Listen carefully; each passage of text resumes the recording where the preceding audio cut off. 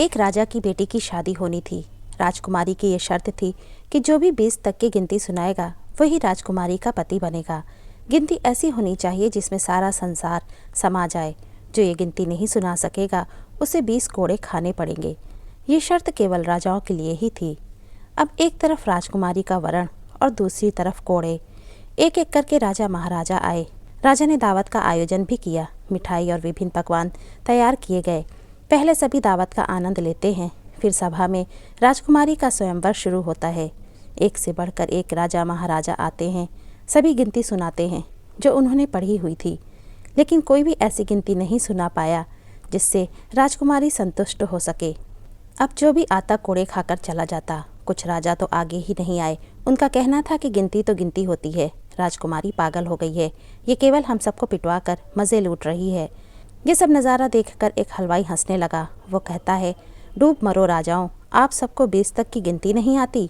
ये सुनकर सभी राजा उसे दंड देने के लिए कहने लगे। राजा ने उससे पूछा, क्या तुम गिनती जानते हो? यदि जानते हो तो सुनाओ। हलवाई कहता है, हे राजन, यदि मैंने गिनती सुनाई तो क्या राजकुमारी मुझसे शादी करेगी?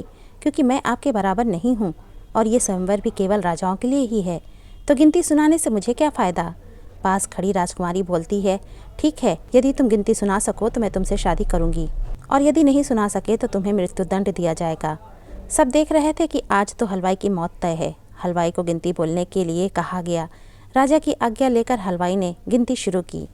1 भगवान, 2 पक्ष, 3 लोक, 4 युग, 5 पांडव, 6 शास्त्र, 7 वार, 8 खंड, 9 ग्रह, 10 दिशा, 11 रुद्र, 12 महीने, 13 रत्न, 14 विद्या, 15 तिथि, 16 श्राद्ध, 17 वनस्पति, 18 पुराण, 19वीं तुम और 20वां मैं।